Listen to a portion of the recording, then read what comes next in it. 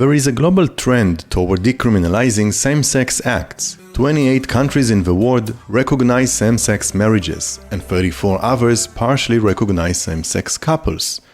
In 2020, 81 countries had laws against discrimination in the workplace on the basis of sexual orientation. 20 years ago, there were only 15. There are 69 countries that have laws that criminalize homosexuality, and nearly half are in Africa. The population of Africa as a continent makes up for approximately 17% of the global population. Angola is banning discrimination on the basis of sexual orientation. Gabon reversed a law made gay sex punishable with 6 months in prison and a large fine. Botswana's High Court also ruled in favor of decriminalizing homosexuality in 2019. Mozambique and the Seychelles scrapped anti-homosexuality laws in recent years, and the court in Trinidad and Tobago in 2018 ruled that laws banning gay sex were unconstitutional. But there are countries where existing laws against homosexuality have been tightened. One of those countries is Nigeria, the most densely populated country within Africa. We're talking 211 million people, and we estimate that the LGBT plus communities in Nigeria alone totals 15 million people. Ruti Frensdorff spoke to the experts in the field in an attempt to get a more clear view of the LGBT plus life in the African continent and in Nigeria in particular. We are joined in the studio by Dr. Irit Back, Head of African Studies at Tel Aviv University. Hello, Irit. Hello. Can I just ask you to give us a very general overview of Africa, the continent? Yes. Let's start with the fact that it's 54 countries with great diversity of climate, of people, of civilization, of religions. It's very diverse continent, yet sometimes we think about it in terms of disasters, poverty, pandemic, civil war, but there is much more to know about this continent. As a phenomenal history, and also the youngest population in the world. Today, 60% of the African population is under the age of 25. They use social media and they want to change the reality sometimes. So, example, they demand a democracy or democratization in their country, and they're changing the political environment. Which brings in the whole issue of activism. Would you say that they have a tool with which to change their reality? Is this how activism works in Africa, through social media? Do they really have the power? A few years ago in Liberia, soccer player, very famous, George Weah, was appointed as a prime minister as a result of the young people support in his candidacy. So yes, they have the power to change reality, sometimes, not always. But it's important to remember that social media is not just about, social activism and to change the world to be more liberal. It's affected in many ways, including more extremism and conservatism, a lot of very conservative idea coming to Africa from both Islam and Christianity, fastest growing all over the world. And it's very important to understand the impact of these religions in Africa. The way that people live, the perception about life, about the way they treat, for example, marriage or other issues that relate to their everyday life. So in conclusion, what would you say? I think Africa is the fastest growing continent in terms of population in the world, and we should notice its power to change reality, not just at the continent, but globally. Wow. Thank you very much, Dr. Irit Back, Head of African Studies at Tel Aviv University. Thank you. We're very happy to be joined by Dr. Moshe Morad, a seasoned radio broadcaster and ethnomusicologist, researcher and lecturer, who happens to specialize in gender and queerness in Africa. Welcome. Thank you, Ruti. I'm happy to be here. Can you tell us what you know about the current situation of the GLBT community in Africa as a continent? The perception is that Africa is one of the most homophobic and difficult continents if we're looking at LGBTQ people, including legislation, which in some places in Africa is between horrible and disastrous. What is the worst case of homophobia that you know about? I don't even know where to start. I mean, one of the activists, just recently, they put a picture of him in a newspaper, and obviously the headline was "Hang Them," talking about killings and murders. Homophobia is there and it exists. Can we begin with a general overview? It's very important to emphasize that Africa is not one entity. In fact, before even colonialism and the modern state of Africa, we talk about thousands of different ethnic groups, cultural groups, language groups.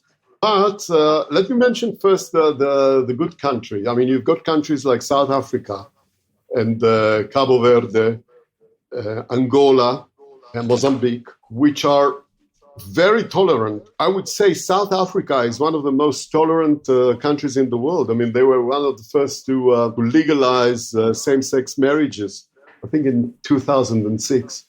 And the countries where the situation is the worst, I would say southern Somalia, Mauritania, northern Nigeria, where homosexuality is punishable by death.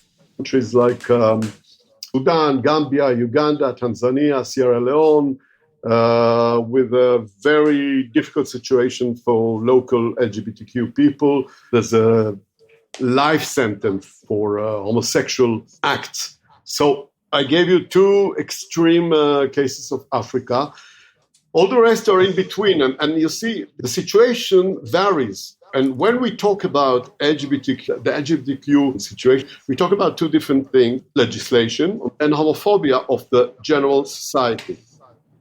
Now, there's one thing that I want to tell you, can be surprising to some, but relates to Africa as a whole. But I want to quote first Peter Tatchell, a British activist, that he wrote, "Prior to Western colonization, there are no records of any African laws against homosexuality.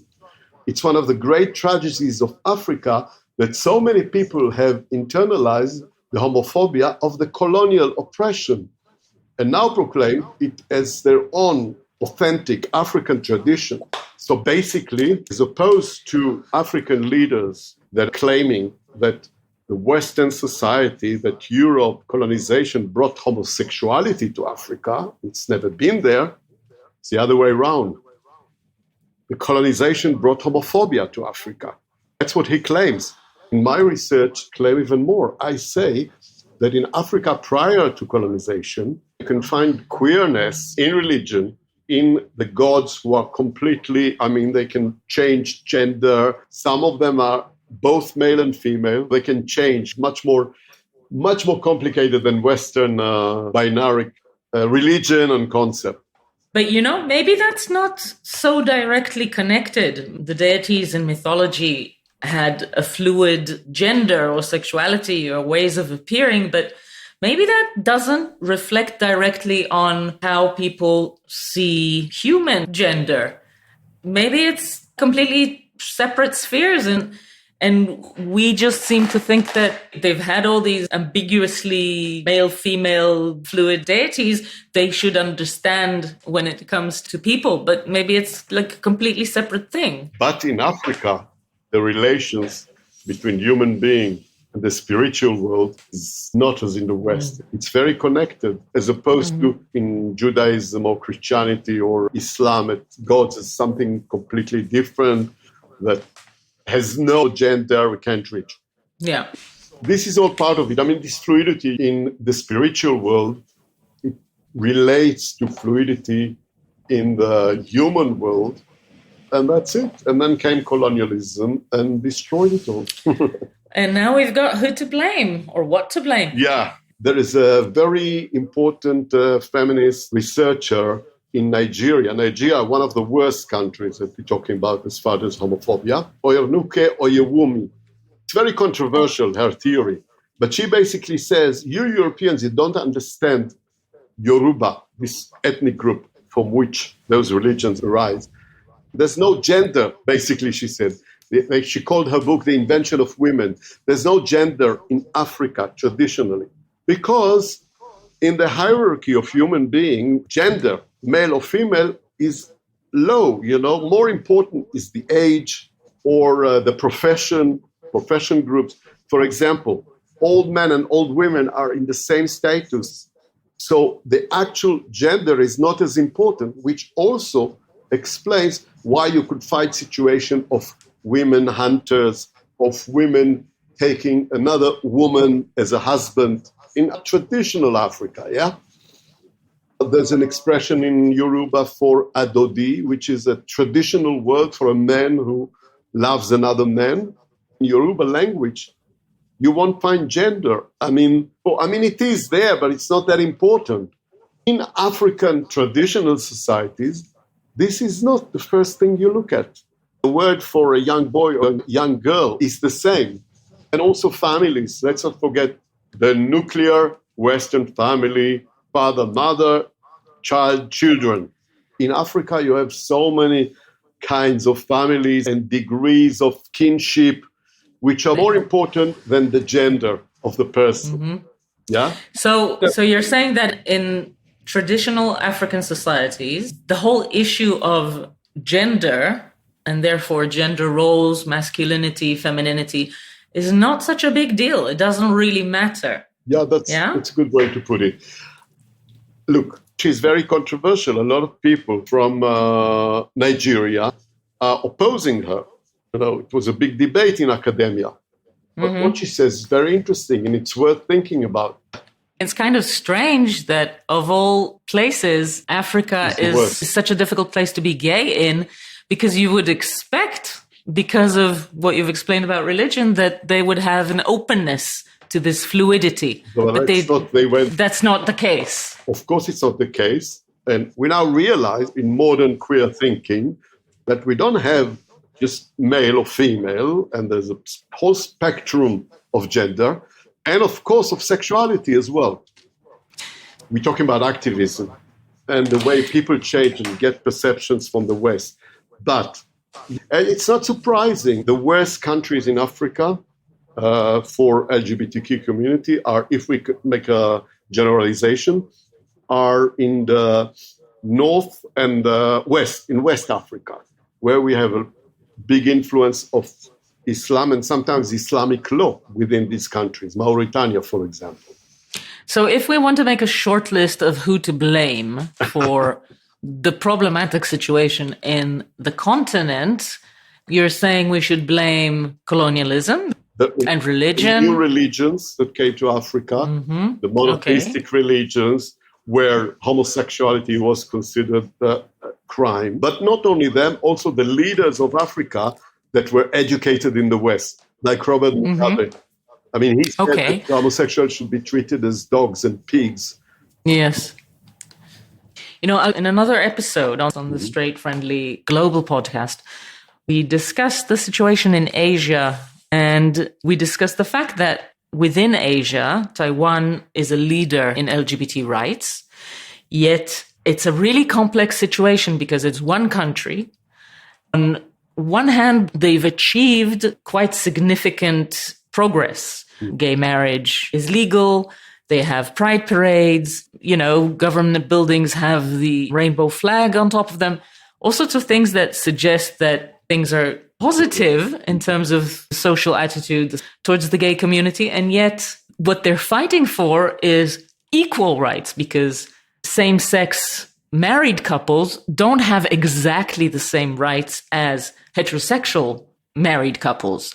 So that's like higher up or lower down, depending on how you see this pyramid of human needs. But this is what I'm trying to figure out. Nigeria has a certain situation, and Angola has a completely different one, and Gambia. And And with so many different countries with their own narrative and level of acceptance or homophobia, are there general issues that activists are working on, or how does it work? Yes, there are different issues. For course, each country has its own issues. Activists, especially in countries like in Nigeria and Ghana, they're looking primarily at their society and their country. But they have a lot of influence from the West, good influence now, the LGBTQ activism in other countries. And let's not forget, a lot of the action today is on social media, which a lot of Africans have access to. Yeah. What would you wish Africa, the continent, in terms of the LGBT rights issue?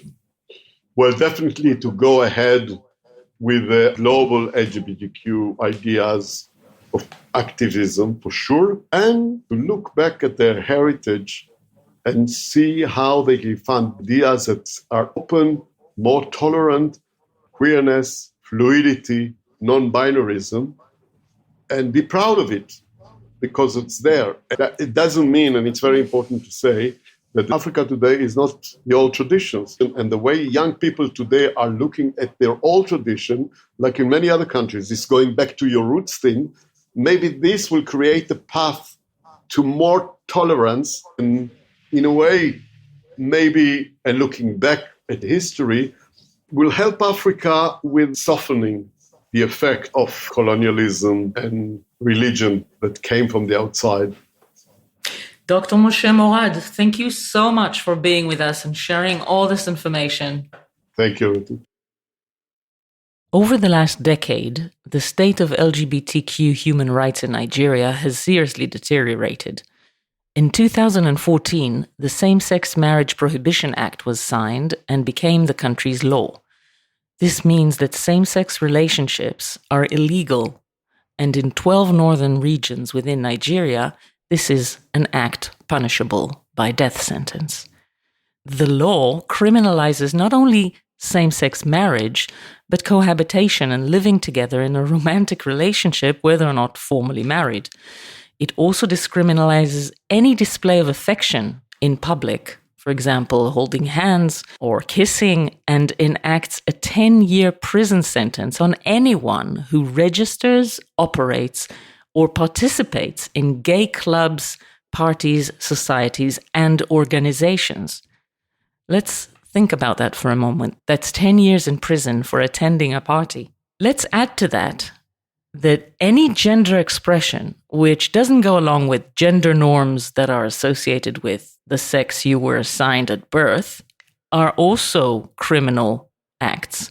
It is not legal to be trans. On top of all this, it became a crime not to report someone whom you know is gay or lesbian, which obviously implicates friends and families of gay people in a way that's hard to imagine from the outside and probably also from within Nigeria.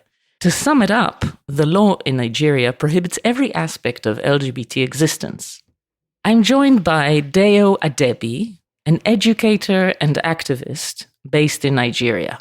Hello. So, as you said, if you are at a gay party or you're found at a gay club, you can be arrested. But what a lot of people miss out in that law is that organizations such as the ones that I've worked for who assist are also liable to be arrested under that law, because the law also covers anyone who supports, protects, assists LGBTQ persons. For example, this meeting can be considered an LGBTQ meeting because we're gathering and we're discussing LGBTQ matters. This would be illegal in Nigeria. I like the fact that your podcast is called Straight Friendly because I'm actually straight. Even if I were ever arrested, my straightness will protect me. Okay, this is really important. The most immediate question for me is, can you help us and our listeners understand why Nigeria has become one of the most homophobic countries in the world? Is it to do with misinformation about gay life? Everything. Is it about religion? Everything. And religion has a lot to do with it. There's a lot of influence within our religious spaces, especially within Christianity. Islam and Christianity are very strong religions in Nigeria, and you would expect that Islam would act more powerfully against the gay community, but actually, I think it's Christianity. Yeah, something Islam is outright, if we catch you, we kill you. It's a death penalty. But with Christianity, sometimes they don't even come out and say it directly. It's more difficult to combat because, you can't hold them to anything.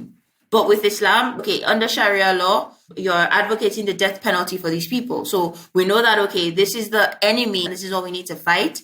But with Christianity, it's shown in more what we call microaggressions.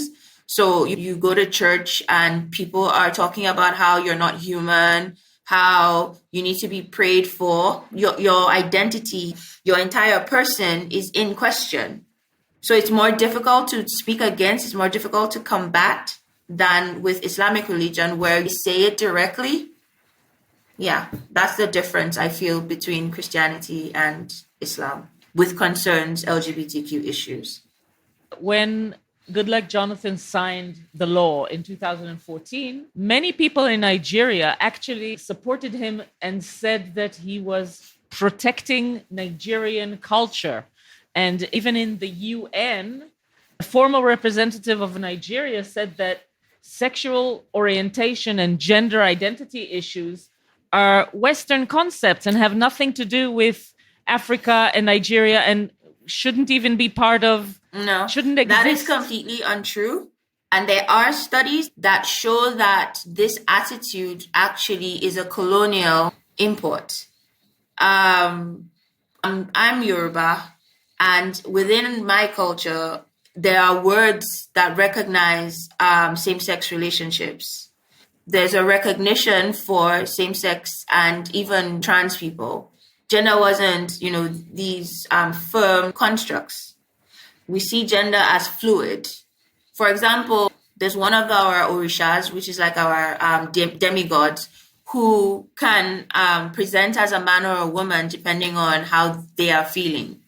So, and of course, in the Yoruba language, we don't have gendered pronouns. I went for a ceremony in one of the towns in the state that I'm from, and one of the traditional groups performed, and the men were dressed in female garb.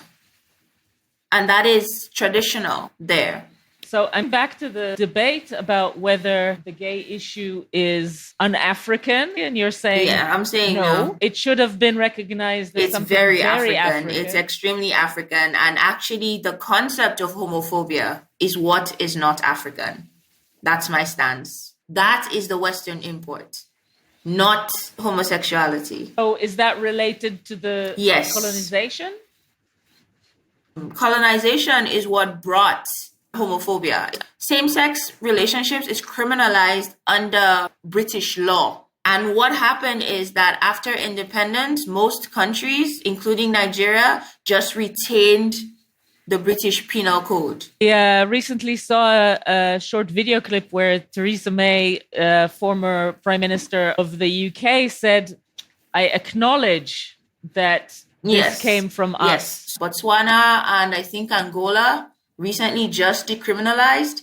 And the basis of decriminalization was the argument that the law was British and that, there was no place for it.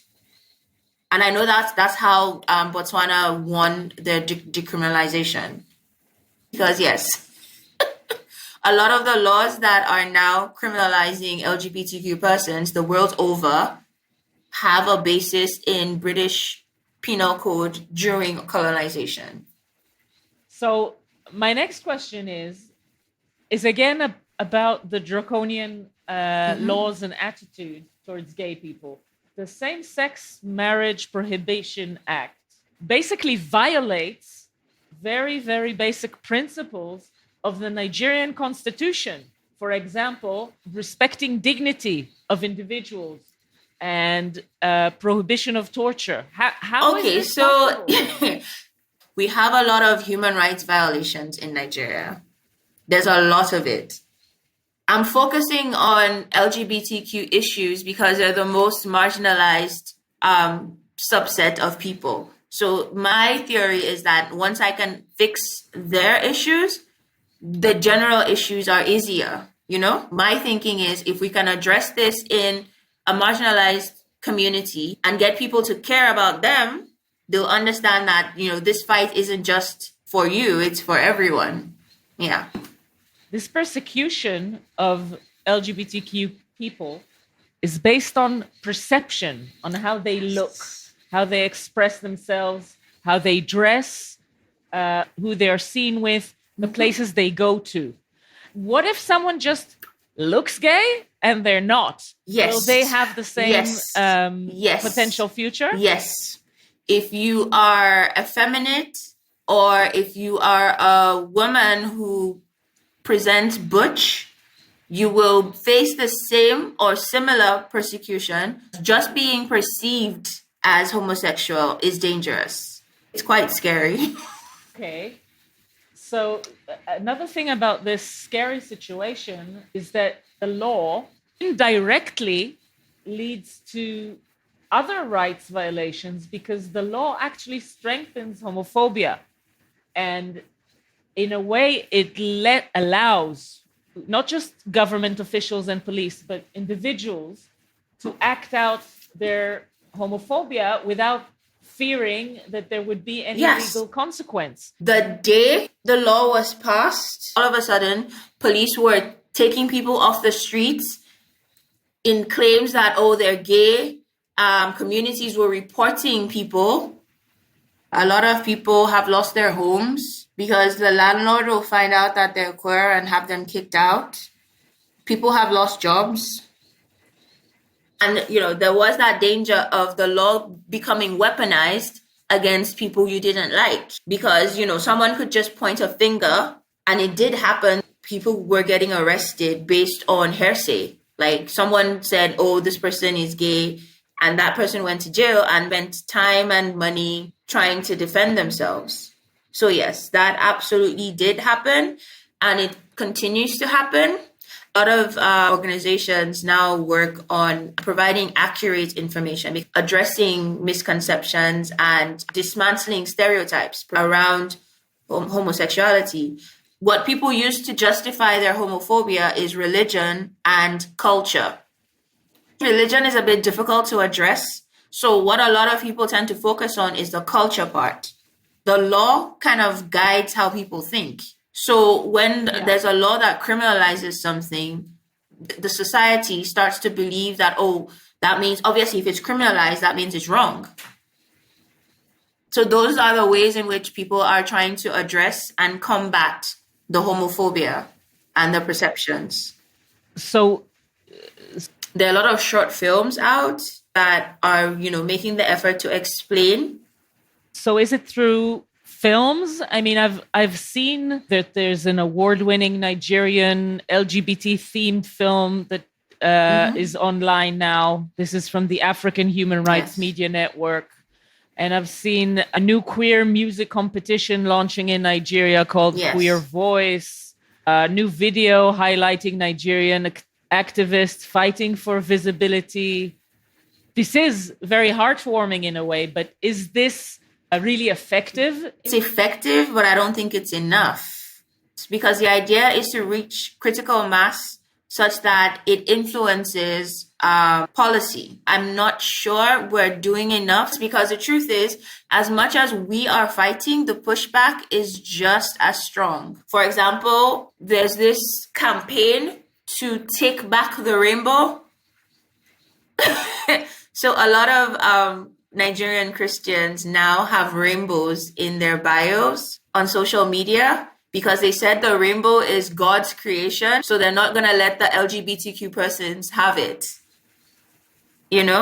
So I want to talk about women. What I understand, female relationships are even more rare because there is the pressure of a woman must get married by a There's certain a age. pressure to conform, and Another thing that I noticed is that a lot of women who were interviewed said, well, I assume loving another woman was a sin, So I thought, okay, if this is happening to me, it's just a phase. Yes. I'll get through it. Yes. I won't tell anyone. I'll get married. I'll have children and put that out of the way. And that's another thing. Because of the objectification of female same-sex relationships, women do tend to, just convince themselves that, their feelings are a phase. So I'm moving on to something completely different, which has to do with legal protection. The police are not there to support gay community because they are so against it, and this is so ingrained in society. So who is going to help you if you need help? This is difficult because, there is a distinct lack of objectivity when it comes to a lot of things. But it does pervade every aspect of society, because even getting healthcare as an LGBTQ person is ridiculous, because a lot of the doctors invoke religion when dealing with LGBTQ patients. And I'm asking, what happens when a gay or lesbian needs help, needs a doctor, needs a lawyer? So there are organizations, and a lot of them work on developing a database of queer-friendly lawyers, queer-friendly healthcare providers. So when you need help, you call them first, and then they direct you to either a queer-friendly lawyer who has an understanding or at least a certain level of respect for LGBTQ community. And if you need medical care, the same thing. Go to someone who is either a queer healthcare professional or a queer-friendly healthcare provider. Because of the way society has allowed for homophobia to pervade all aspects, even medical education is homophobic. A lot of doctors, a lot of medical educators still discuss homosexuality as a mental illness. If the gay doctor has not done the work, you're still most likely to face homophobia. So like I said, we have created databases. So when you need help, there are organizations that you call and you tell them the need that you have, and then they go through their database of individuals that have been identified who are not homophobic, who have done the work. And so you can go to them as a queer person and get the care or the legal aid that you need. And I know a lot of places have also started doing that with therapy as well. They've started looking for therapists who are queer friendly. They're creating a database. And so if you need therapy, in fact, some offer it for free. I would rather not say the names because I don't want them raided. But yes, if you ask, there are places that you can go to that can get you the care or assistance that you require without having to compromise or lie about being queer.